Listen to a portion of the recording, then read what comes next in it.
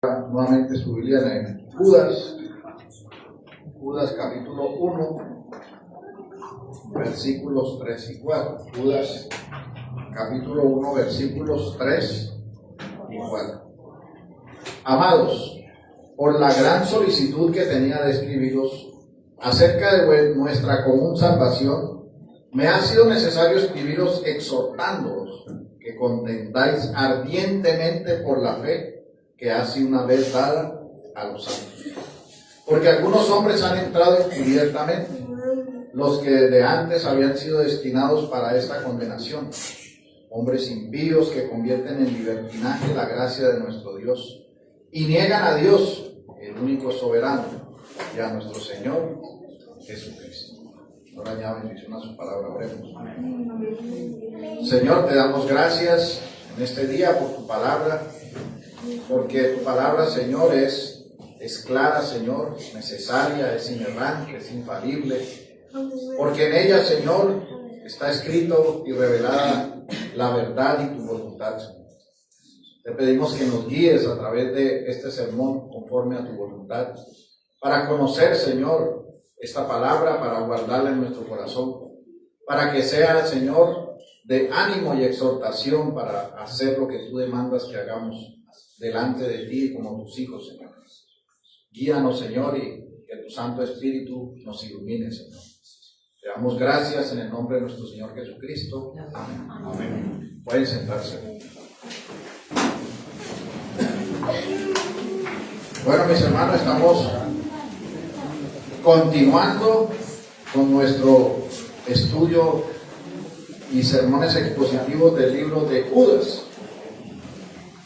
Hoy ya en el último sermón estuvimos hablando acerca de los destinatarios de la carta y la salutación que hace Judas en relación para quienes iba dirigida esta carta. Y hoy nuestro texto inspirado hace un llamado a través de la carta que escribe el apóstol Judas a contender. Y esta palabra contender nos recuerda un hecho que sucedió aquí en Cartagena en el año 1741, una batalla que culminó con una victoria por parte de los españoles que en ese momento defendían la ciudad. Estaban liderados por un hombre que se llamaba Blas de Lezo, un hombre que en virtud de múltiples batallas había quedado marcada por esas batallas y por esas contiendas que había tenido. Tanto así que había perdido en las batallas, había perdido un ojo, en las batallas había perdido un pedazo de su pierna, un brazo.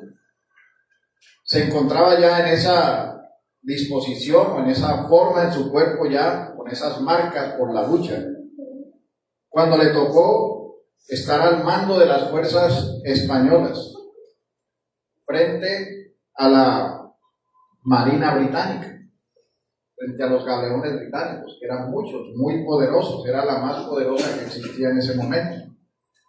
Y bajo su mando, las fuerzas españolas, a pesar de ser inferiores en número, defendieron la ciudad gracias a su estrategia de bloqueo en la bahía, al castillo de San Felipe, que era un fuerte, y a la resistencia feroz. Esta superioridad británica se vio mermada por las enfermedades y por su falta de estrategia. Y vemos nosotros que lo que hizo este hombre al traer a la Royal Navy británica la mayor humillación que han tenido, nos deja ver y entender lo que es contender, que significa resistir, significa pararse firme, con el fin de que el enemigo deba ser expuesto y al mismo tiempo sea retirado. Y hoy Judas está haciendo un llamado a los creyentes, está diciéndoles que en medio de su debilidad, como este comandante español, pero bajo la protección del único Dios vivo, verdadero y todopoderoso, que debemos pararnos firmes en la defensa de la verdad que nos ha sido dada. Recordando que nosotros, los creyentes, somos soldados de Cristo. Como dice la palabra en 2 de Timoteo, capítulo 2, versículo 3. Tú pues sufre penalidades como buen soldado de Jesucristo. Por lo tanto, nos paramos firmes en la línea de batalla para la verdad que nos ha sido dada, por esa verdad que debe ser defendida en contra de los enemigos del Evangelio. Una verdad que ha sido entregada a los santos y que debe estar atenta a aquellos que se infiltran con el fin de rebajar la gracia, de fomentar una vida contraria al Evangelio de nuestro Señor Jesucristo, el cual nos ha sido dado. Por esa razón, esta mañana he titulado este sermón, Una batalla por la verdad. Y lo vamos a ver en 3 puntos. El primer punto que veremos es una exhortación a los santos, versículo 3. El segundo es identificando al enemigo, versículo 4. Y por último veremos las aplicaciones prácticas conforme el Señor lo permita. Entonces vayamos al punto 1. Una exhortación a los santos. Dice el versículo 3 de nuestro texto: Amados, por la gran solicitud que tenía de escribiros acerca de nuestra común salvación, me ha sido necesario escribiros exhortándoos que contendáis ardientemente por la fe que ha sido una vez dada a los santos. En este punto, el apóstol Judas, el autor inspirado, hace un llamado, pero hace un llamado a un grupo específico de personas. Hace una exhortación que va dirigida de manera exclusiva a aquellos que han sido salvados por la gracia, aquellos que recibieron la fe como don de Dios para confesar y creer que Jesucristo es el Señor, el Salvador. Porque, mis hermanos, no es un llamado generalizado al mundo, porque el mundo nunca batallará por la verdad. Al contrario, el mundo se levanta en sus sistemas buscando menoscabar la verdad. Y Judas está haciendo un llamado exhortivo, pero lo primero que hace es separar quiénes son los llamados a esa exhortación y contienda. Lo hace proclamando una gran necesidad que tenía de escribirles. Es decir, él vio que había algo urgente que había que hacer. Prácticamente lo que les está diciendo es que está declarando un estado de emergencia. Es algo que era necesario porque se pensaba o lo que estaba sucediendo era que se iba a diluir el Evangelio. Y por eso hace este llamado a ¿quiénes? A aquellos que guardan el Evangelio, aquellos que guardan la verdad. ¿Y quiénes son los que guardan la verdad? La iglesia del Señor. ¿Y quiénes son los que componen la iglesia del Señor? Los santos, los creyentes, todos los que han sido salvados por la gracia. Y en ese estado de emergencia que les escribe, les habla sobre la común salvación. Es una común salvación porque todos los santos compartimos la vida nueva en Cristo, porque hemos sido llamados todos eficazmente. Todos los santos y creyentes han sido regenerados, justificados, tienen fe y tienen arrepentimiento, les pesa su pecado, entienden que son santos, llamados a ser santos. Esta es la iglesia del Señor. Así que el llamado no es a todos los hombres, porque los hombres de manera natural nunca tendrán una verdadera comunión con los creyentes, porque la luz y las tinieblas no tienen comunión. Bien lo dijo el apóstol Pablo en 2 de Corintios capítulo 6, versículo 14. No os unáis en yugo desigual con los incrédulos, porque ¿qué compañerismo tiene la justicia con la injusticia? ¿Y qué comunión la luz con las tinieblas? Por eso el primer énfasis de Judas es que como la iglesia es la que guarda la verdad, él tiene una gran carga de escribir a los santos en Cristo, a los salvados por gracia, los cuales somos todos los que constituimos la iglesia universal de nuestro Señor Jesucristo. El cuerpo de Cristo. Son todos los que tenemos una misma fe, un solo bautismo, un mismo Señor, la comunión de los creyentes. Entonces, entendiendo quiénes son los que reciben este llamado urgente, el texto inspirado nos señala que deben contender por la fe. Y usted se pregunta, ¿cuál fe?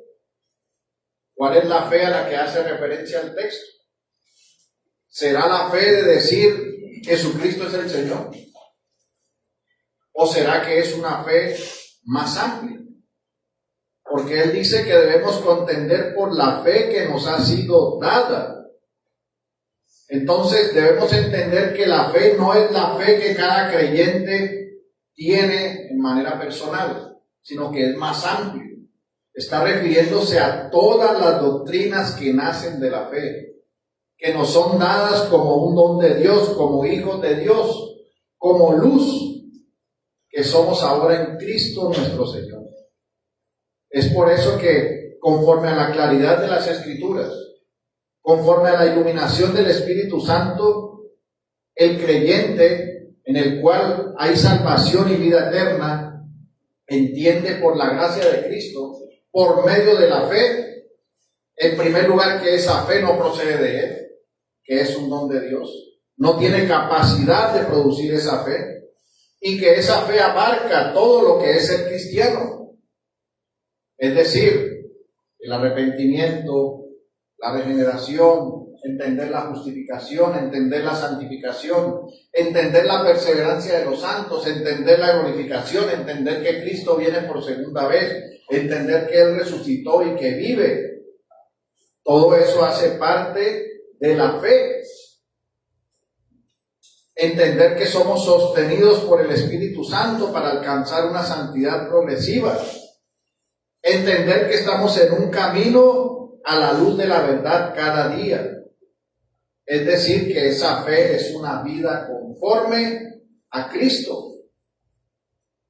Una entrega total con un corazón que está encaminado a obedecer los mandatos del Señor. Esa es la fe a la que está llamando el apóstol Judas a contender. Entonces no piense que es esa contención por la fe, es decir, yo soy cristiano y ya, no. Se abarca todo lo que viene por la fe. Todas las doctrinas que se desprenden. Y esa es la fe que estamos llamados a contender. Por lo cual se debe entender que en esta contención la hacemos nosotros frente a aquellos que menoscaban la verdad. Y debemos tener claro que esto no es algo insignificante, no es algo liviano, no es algo considerado poco. Entonces usted se pregunta, ¿pero cómo es esa contienda? ¿Cómo debo yo contender por esa fe que ahora comprendo lo que es? Hay una ilustración, y la ilustración es la de los atletas griegos, los cuales se esforzaban hasta la agonía para ganar la competencia. Así debemos nosotros defender nuestra fe, dándolo todo, como dice Primera de Pedro 3:15. Sino santificad a Dios el Señor en vuestros corazones, y estad siempre preparados para presentar defensa con mansedumbre y reverencia ante todo el que os demande razón de la esperanza que hay en vosotros. Entonces, esto no es como una batalla física, de ataque, de violencia o de confrontación natural. No estamos hablando de una contienda como la que tienen los hombres, que muchas veces sus contiendas son por celos, por orgullo, por envidia, por avaricia. No estamos hablando de una contienda, de una batalla espiritual. Estamos hablando de una proclamación de la verdad. Porque recuerde que el Evangelio es el medio instrumental para que los muertos resuciten y tengan vida, si esa es la voluntad de Dios, de una manera soberana. Entonces hace referencia a esa que hay que mantenerse en una línea de defensa constante en la proclamación de la verdad, con la acción del Espíritu Santo. La acción del creyente es la de la proclamación, es la de exponer la verdad frente al error, es la de exponer las doctrinas del Evangelio y de proclamarlas como una defensa. Como dice 2 de Timoteo, capítulo 2, versículo 25, que con mansedumbre corrija a los que se oponen, por si quizás Dios les conceda que se arrepientan para conocer la verdad. Así que, mis hermanos, debemos tener presente que las Escrituras nos recuerdan de una manera constante, de una manera repetitiva, que nosotros nos encontramos en una batalla espiritual. Y esa batalla es de vida o muerte. Los creyentes batallan por la verdad. Los creyentes son soldados que contienden y proclaman la verdad. Como le dijo Pablo a Timoteo en 1 de Timoteo, capítulo 6, versículo 12. Dice así: pelea la buena batalla de la fe, echa mano de la vida eterna, a la cual asimismo fuiste llamado, habiendo hecho la buena profesión delante de muchos testigos. Así que estamos en una contienda contra las fuerzas del mal. Pero además de proclamar la palabra, además de que se proclama, tiene que ir acompañado de una vida de piedad. Tiene que ir acompañado esa proclamación de un testimonio de la fe que se está viviendo. Si usted proclama la verdad del Evangelio, usted debe vivir la verdad del Evangelio. Por eso es que Judas recuerda posteriormente a los lectores en su lucha por la fe, cuando se oponen a los falsos maestros, que tienen que obrar en oración, en misericordia, en amor.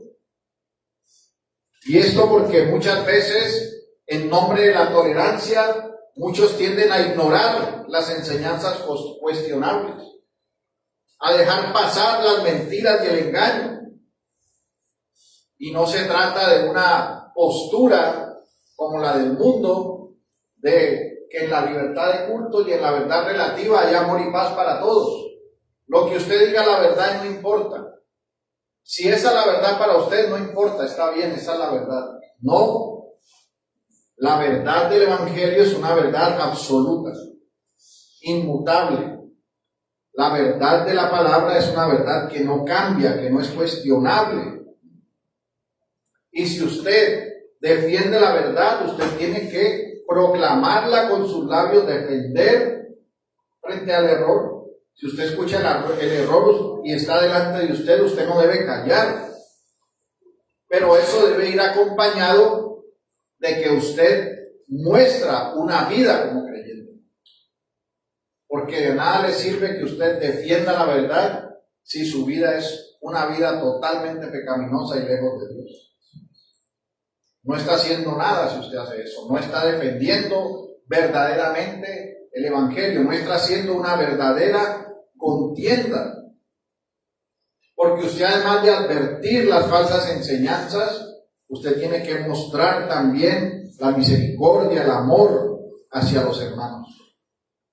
El enseñar la verdad es una obra de misericordia. El proclamar y defender la verdad es una obra de amor y de misericordia. No es una forma de intolerancia el proclamar la verdad. Porque cuando se proclama la verdad se está destruyendo el error. Si usted acepta la verdad, el error frente a otros, su silencio es una respuesta a ese error. Y su silencio está diciendo que ese error también es verdad. Por eso usted debe proclamar esa verdad. Y eso es para todos los creyentes, no es solo para los pastores. Los pastores deben defender la verdad desde el púlpito, los predicadores defienden la verdad desde el púlpito, pero el creyente lo defiende día a día en su vida, como el pueblo de Dios. Y lo hace proclamando con sus labios, pero también sustentándolo con una vida que es agradable y santa delante del Señor. Y en ese sentido debemos entender que el creyente debe llenarse de las enseñanzas personales de Cristo. Debe estudiar la palabra para conocer cuál es la verdad, porque ya no existe otra verdad. La única verdad revelada de parte de Dios es su revelación general, que es su creación, y su revelación especial, que es su palabra. Y el creyente sí comprende verdaderamente la revelación general porque entiende la revelación especial. El mundo le ha sido dada la revelación general para que reconozca la grandeza de Dios, y por la oscuridad de su pecado lo que hace es adorar a las criaturas antes que el Creador, que es bendito por los siglos. Entonces usted ya tiene la verdad revelada. Ahora usted es iluminado por el Espíritu Santo en la regeneración para que usted pueda defender y hablar la verdad del Evangelio. Pero ya no hay nuevas verdades. Si a usted aparece alguien añadiéndole nuevas revelaciones, es un anatema, porque ya no hay nuevas revelaciones. Todo lo necesario para nuestra vida y nuestra común salvación está en la palabra. Y esa es la verdad de la que usted debe llenarse para poder usted defender y contender la verdad. El mensaje ha sido dado, la verdad ha sido dada y completada. Mire lo que dice la palabra en Juan, capítulo 14, versículo 26. Mas el Consolador, el Espíritu Santo, a quien el Padre enviará en mi nombre, Él os enseñará todas las cosas y os recordará todo lo que yo os he dicho. Lo que escribieron los apóstoles y los autores inspirados es lo que el Señor dijo. Es lo necesario para nuestra vida, ya no hay nada diferente, no hay nada nuevo. Todas esas novedades que aparecen, todas esas personas que aparecen con evangelios diferentes, no son más que mentiras y engaños. Bien lo dijo el apóstol Pablo en Gálatas, capítulo 1, versículos 6 al 9. Mire lo que dice la palabra. Gálatas, capítulo 1, versículos 6 al 9. Estoy maravillado de que tan pronto os hayáis alejado del que os llamó por la gracia de Cristo para seguir un evangelio diferente. No que haya otro, sino que hay algunos que os perturban y quieren pervertir el evangelio de Cristo. Mas si aún nosotros, o un ángel del cielo, os anunciare otro evangelio diferente del que os hemos anunciado, sea anatema. Como antes hemos dicho, también ahora le repito, si alguno os predica diferente evangelio del que habéis recibido, sea anatema. Así que aquí está condensado que no hay nuevas revelaciones. Él dice, ni que lo que usted vea sea una obra sobrenatural, usted crea que es una nueva revelación, porque si a nosotros se nos aparece aquí un ángel ahorita, eso para nosotros es sobrenatural, o sea, no está dentro de los medios ordinarios, por decirlo así. Y él dice, si aparece un medio extraordinario, diciéndole que el evangelio que le predicamos es diferente, es un anatema, es un maldito. Y si alguien coge el evangelio que ya tenemos y lo pervierte, también es un maldito. Y por eso el creyente debe estar lleno de la verdad para que pueda defender la verdad. Pero si su mente se llena es de las cosas de este mundo, ¿qué verdad va a defender? Si usted de pronto se llena más en su cabeza de las series que están de moda, de las noticias de la última moda, ¿verdad? De los programas esos que cautivan a la gente, entonces cuando a usted le toque defender la verdad, usted va a decir, ay, ¿no te viste la serie esta noche? No va a defender usted la verdad nunca. ¿Cómo va a contender por la verdad si usted no está lleno de la palabra, no abunda la palabra de Cristo, ni mora en abundancia en su corazón? Por eso es que la defensa de la fe va acompañada de la vida como creyente. Porque el verdadero creyente, día a día se deleita en la palabra. Su mayor deleite es Cristo. Su mayor deleite es la oración. Su mayor deleite no son las diversiones, sino estar en Cristo. Entonces ahí es donde usted debe examinarse y entender cómo está viviendo. ¿Está usted capacitado como un verdadero creyente que contiende por la verdad? ¿O debe usted arrepentirse y empezar a llenarse de Cristo, de su palabra, para que lo defienda con sus labios y con su vida? Es importante entender esto, mis hermanos. Ya nuestro Dios ha hablado, ya la verdad está establecida en las Sagradas Escrituras. Ahí tenemos todo lo necesario. Por eso nos paramos firmes frente a cualquier distorsión, sea sutil, cualquiera que se levante contra lo que el Señor ha determinado, porque somos la iglesia del Señor que Él ha comprado con su sangre. Y como iglesia debemos entender que tenemos una responsabilidad en esforzarnos al máximo en nuestra responsabilidad para poder contender y para poder ser guardas de la bendita verdad que nos ha sido dada por parte de nuestro Señor Jesucristo. Esto nos lleva al segundo punto. Identificando al enemigo. Versículo 4, leo para ustedes el versículo 4. Porque algunos hombres han entrado encubiertamente, los que desde antes habían sido destinados para esta condenación. Hombres impíos que convierten en libertinaje la gracia de nuestro Dios y niegan a Dios, el único soberano, y a nuestro Señor Jesucristo. Después de que hemos visto el llamado, el estado de emergencia que está proclamando el apóstol Judas para defender y contender ardientemente por la verdad, ahora nos señala contra quién debemos nosotros contender por esa verdad. Ahora nos señala contra quién debemos ejercer esa defensa. Entonces nos da las características y el carácter y la forma de los falsos maestros. Y vemos nosotros entonces que el apóstol Judas se está oponiendo a los falsos maestros. En primer lugar, porque estos hacen una aprobación de la conducta inmoral.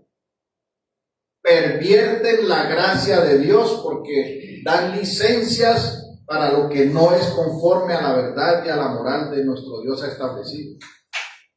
Pervierten la gracia de Dios y hacen que sea rechazada la deidad de Cristo. Niegan a Cristo, nuestro único Señor y Salvador. Entonces son dos aspectos que tienen estos falsos maestros. Tienen perversión y tienen negación. Este es su carácter, un carácter que es contrario a la voluntad de Dios.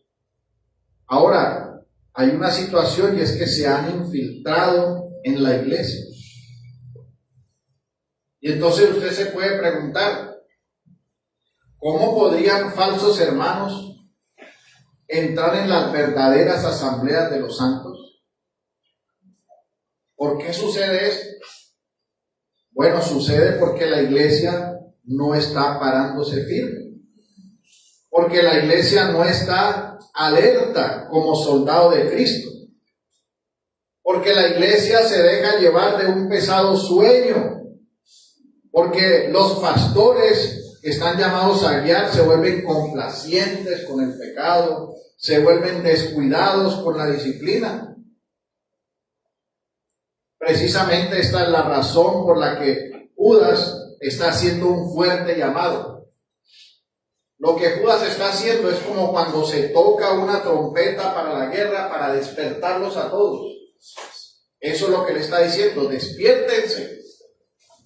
Hay que contender por la verdad se va a diluir.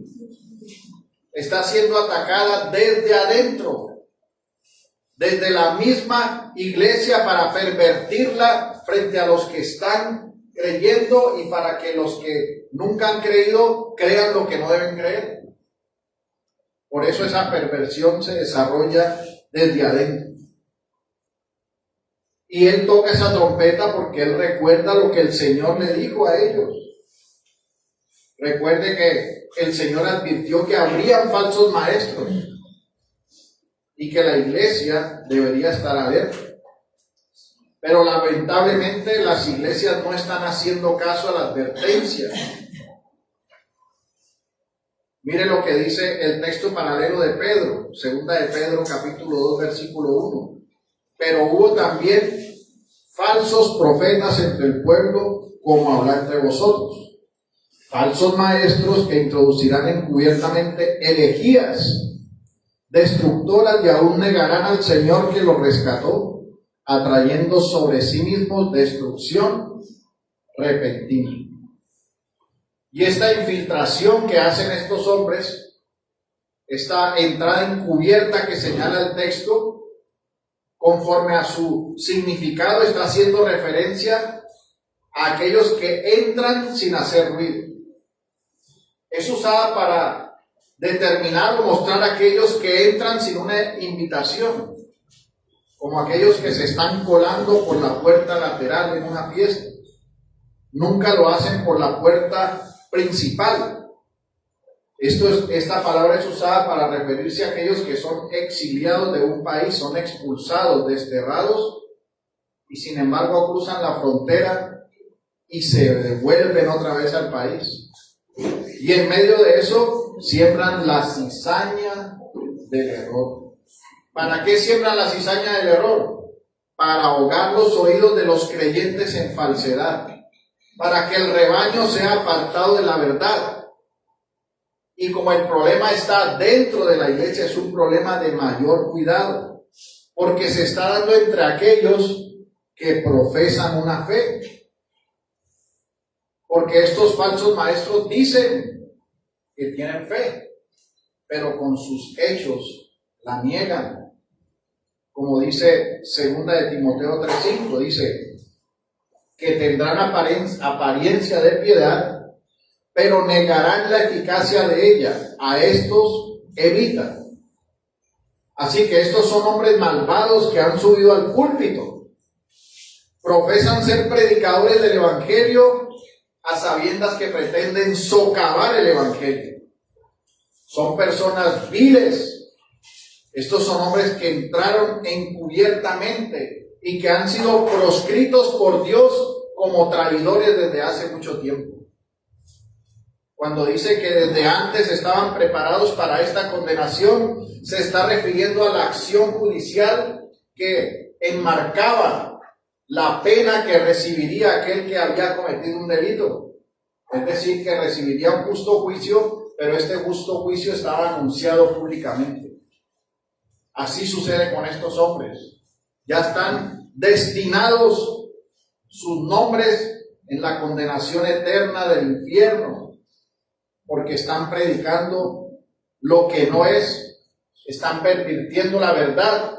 Y dentro de estos encontramos a los antinomianos, que convierten la gracia de nuestro Dios en lascivia, porque declaran falsamente que la ley moral de nuestro Dios no tiene una fuerza vinculante para una vida santa, una vida piadosa y una vida apartada del mal. Y también están los socinianos, que son aquellos que niegan al único Señor y Dios, a nuestro Señor Jesucristo. Y también dentro de estos están los que pervierten la gracia con sus falsos milagros para ejercer un mercadeo en nombre del Señor Jesucristo, los cuales nos conduce a preguntarnos: pero si hacen estas cosas en el nombre de Jesús, pero si muchas de las cosas que dicen se han cumplido, pero si muchas veces han habido personas sanadas, entonces no son de Dios. Para poder mostrar por qué son falsos maestros, debemos ir a la Escritura, porque la Escritura nos revela claramente por qué son mentirosos.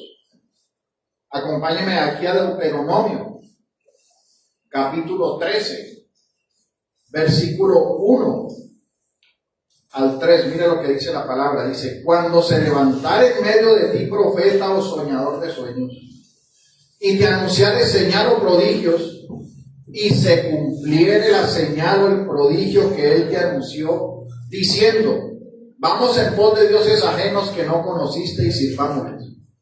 No darás oído a las palabras de tal profeta ni al tal soñador de sueños, porque Jehová vuestro Dios os está probando para saber si amáis a Jehová vuestro Dios con todo vuestro corazón y con toda vuestra alma.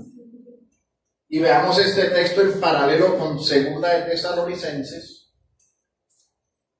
Segunda de Tesalonicenses, capítulo 2, versículos 9 y 10. Mire lo que dice la palabra.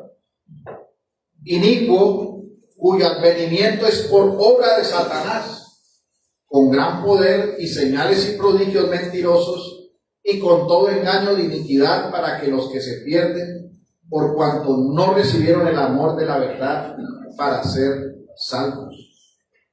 Así que la prueba de su engaño, ¿en qué está? En que las señales que hacen están acompañadas de una falsa doctrina. Están acompañadas del error, de una verdad torcida. Por lo tanto, el hecho que digan que hacen cosas en el nombre de Jesús, pero que su proclamación de la fe es contraria a la verdad del Evangelio, señala que son falsos maestros. Entonces, el hecho de que usted vea muchos señales y milagros y prodigios y palabras, y que usted crea que por eso ahí está el Señor, pero cuando usted ve la doctrina, es una doctrina pervertida, contraria a la verdad del Evangelio, ahí hay un falso maestro. Porque esto no se trata de números, no se trata de acciones asombrosas, se trata de una verdad que ha estado establecida y que el creyente está llamado a vivirla para la gloria de Dios. Entonces, no nos dejemos engañar, porque estas personas hacen es una mercadería del Evangelio. Con una sutileza se hacen llamar iglesias y no son iglesias, son sinagogas de Satanás, que están permeadas por el emocionalismo de ver sucesos con bases de mentiras que los conducen directo al infierno. Por eso, como les dije, no es por número o por señales que se conoce al que predica la verdad. Es porque guarda la fe en todo sentido, con una doctrina alineada con la verdad del Evangelio y una vida de testimonio conforme a esa verdad.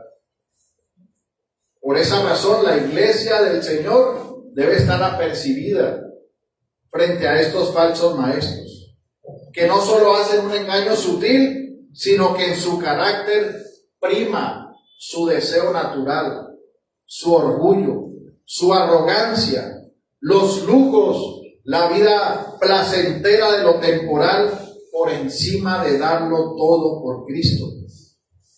Esa es la razón por la que con sus hechos niegan que son de Cristo. Puede ser que digan en el nombre de Jesús, pero su mentira es más pesada que su verdad distorsionada, y sus acciones los delatan. No niegan a Cristo con los labios, pero sí con todo lo que predican y con todo lo que hacen.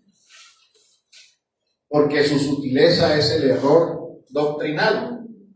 Como decía Charles Spurgeon, hacen que se acueste la gracia sobre el pecado, en vez de que el viejo hombre sea partido para que nazca el nuevo hombre viviendo en santidad.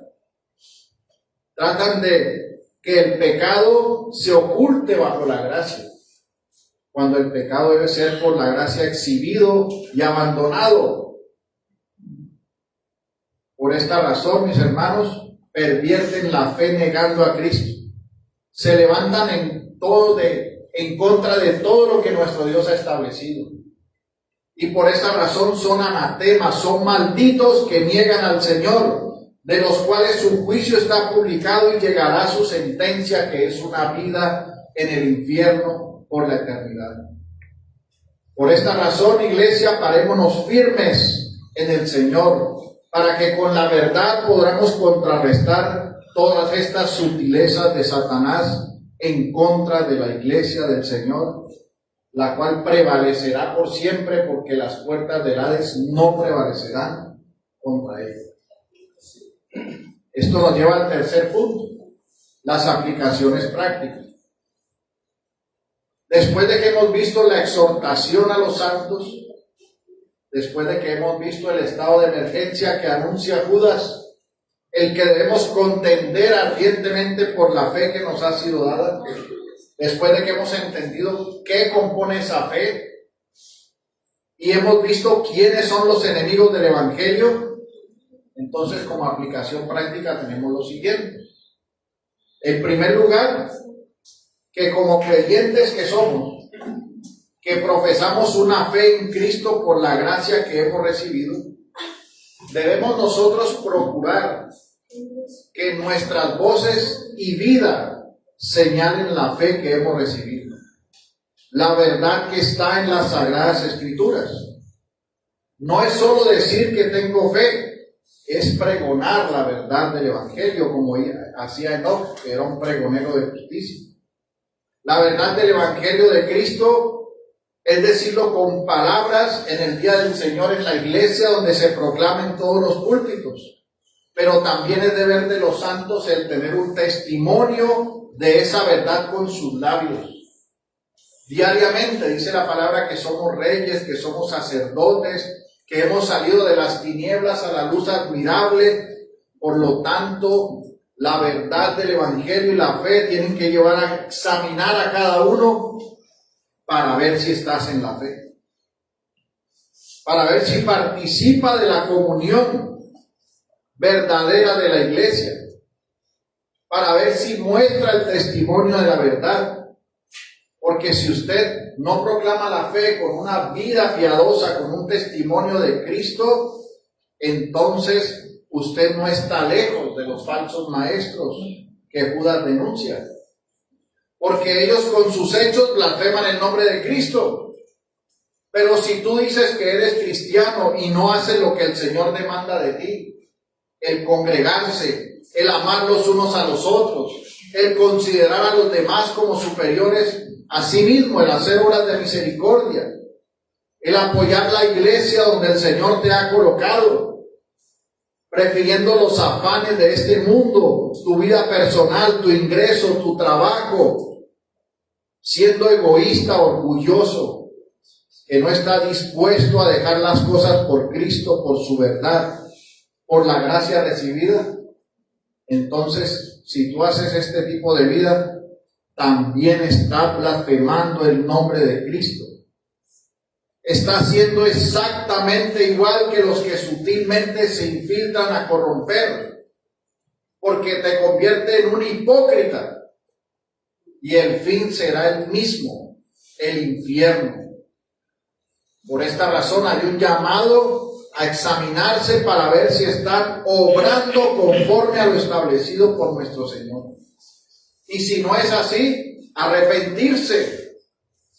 Y con este peso del pecado en el corazón por ofender a un Dios santo, volverse a la verdad, vivir por la verdad y vivir verdaderamente como un cristiano. Y en segundo lugar, Judas dice que la apostasía puede ser sutil. Recuerden que él usa la palabra se infiltró para describir la entrada de los apóstatas en la iglesia. Y debemos tener en cuenta que ese término describe una astucia, un ingenio para meterse e infiltrarse. Y por eso la iglesia del Señor tiene que comprender que la apostasía no se va a ver de una manera abierta y directa, sino que comienza por cosas muy sutiles, como lo hizo Arrio, que lo que hacía era cambiar ciertas palabras para confundir. Es decir, que lo que hacen es tratar de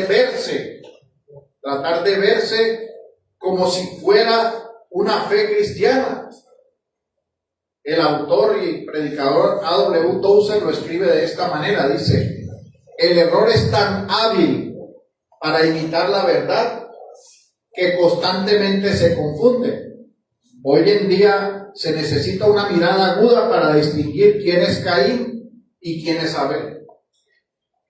El apóstol Pablo también se refiere al comportamiento que muestran esos apóstatas, y lo que muestran es un comportamiento agradable, como carismático. Mire lo que dice la palabra en 2 de Corintios capítulo 11 versículos 13 y 14. 2 de Corintios capítulo 11 versículos 13 y 14 dice: porque estos hombres son falsos apóstoles, obreros fraudulentos, que se disfrazan como apóstoles de Cristo. No es de extrañar, porque el mismo Satanás se disfraza de ángel de luz. Es decir, que ellos no aparecen, estos apóstatas, no podemos esperar que van a aparecer como si estuvieran de una vez declarando las herejías. En lugar de eso, lo que hacen es distorsionar la verdad y ajustarla a sus propios intereses. Como dijo el pastor R.C. Lenski, las peores formas de maldad consisten en pervertir la verdad. Así que estos están disfrazados. El diablo se presenta como ángel de luz, y por eso la iglesia tiene que estar apercibida de lo que escucha, de lo que ve. Tener cuidado, porque hoy en día, con lo de las redes y el YouTube y todo eso, usted tiene acceso a muchos sermones y prédicas, pero usted tiene que aprender a identificar lo que usted está escuchando. Porque hay muchos mentirosos y engañadores que lo que quieren es desviar de la verdad, y utilizan estos medios y se ven como si fueran grandes conocedores y de gran conocimiento, y en realidad son unos mentirosos, fraudulentos y engañadores, porque niegan la verdad, niegan a Cristo, niegan todo lo que es de parte de nuestro Dios. Así que hay que estar guardados de estos falsos maestros que son contrarios a la verdad que nos ha dado nuestro bendito Salvador. Y en tercer lugar, de manera de conclusión, podemos decir que esta defensa del Evangelio se debe hacer en varios sentidos. Se debe hacer en nuestra propia lucha con el pecado. No hay autoridad para luchar si mi vida no manifiesta la pureza de la fe que profeso. Si mi vida no es conforme al Señor, ¿qué autoridad tengo para defender la verdad del Evangelio? Lo que hago es que dejo blasfemado el nombre de Cristo. Segundo lugar, la lucha al predicar fielmente la verdad se debe practicar día a día, porque no tiene sentido defender el error. No debemos aceptar el error, porque si defendemos el error, entonces nuestra vida nos está haciendo semejantes a los impíos. En tercer lugar, la lucha contra aquellos que están dentro de la iglesia y que quieren distorsionar la verdad de manera sigilosa y camuflada, se hace de una forma constante. Nosotros siempre estamos proclamando la verdad. Y la verdad es la que va destruyendo el engaño. Y también debemos mirar que hay tres pecados que señala Judas que cometen aquellos que quieren que el error prospere en medio de la iglesia de Cristo. Y estos pecados es que abusan o pervierten la gracia, como lo hacen los impostores, niegan al Dios vivo, al Padre Celestial, como viven los ateos, y niegan al Señor Jesucristo, nuestro Salvador, el único en el cual hay salvación y vida eterna. Por eso en este día usted debe cuestionarse y preguntarse a usted mismo si usted está en la verdad. Y si usted no está en la verdad, hoy se está predicando la verdad y se está llamando a que usted venga y viva por la verdad. Es decir, que usted venga a Cristo en fe y en arrepentimiento. Si usted hoy nos visita o si usted ha venido mucho tiempo pero su corazón vive en el engaño, en la mentira, en el pecado, lejos del Dios vivo, en camino al infierno como los falsos maestros. Hoy es día de salvación. Hoy es día en que usted corra a Cristo, el único camino, la única verdad y la única vida. El único en quien hay salvación y vida eterna, y que usted en su corazón pueda empezar a vivir una vida nueva para la gloria de Dios. Arrepiéntase de su mal camino, arrepiéntase del pecado, porque el pecado lo conduce al infierno por la eternidad. No crea que la temporalidad de este mundo, las ganancias de este mundo, los triunfos de este mundo son el todo de su vida, porque todo eso perecerá con usted en la tumba. Lo único que permanece es si usted es de Cristo o no es de Cristo. Si es de Cristo, vivirá con Él por la eternidad. Y si no es de Cristo, experimentará la ira de Dios en el infierno también por la eternidad. Así que atienda el llamado del Evangelio. No lo menosprecie, porque cada vez que usted menosprecia la verdad, su conciencia y su corazón se vuelven más oscuros y tenebrosos. Así que no huya, sino que corra a Cristo, en quien hay salvación y vida eterna. Y amada iglesia, que el Señor nos ayude para que con firmeza seamos guardas y columnas de la verdad que nos ha sido dada para la gloria de nuestro Dios. El Señor nos ayude, hermanos. Oremos. Bendito Señor Dios y Padre nuestro. Te pedimos, Señor, en este día, que tú nos ayudes, bendito Salvador, para que nosotros podamos contender ardientemente por la verdad que nos ha sido dada. Que en nuestro corazón y nuestro pensamiento estemos alertas, Señor, para discernir y mirar y denunciar a aquellos que se levantan contra tu verdad y tu palabra, Señor. Guíanos, Señor, ilumínanos con tu Santo Espíritu para comprender y ver, pero ayúdanos en nuestra propia vida para que esa verdad que proclamamos y defendemos sea una realidad de acción, teniendo una vida temerosa delante de ti, santa, piadosa, que honre tu nombre, Señor.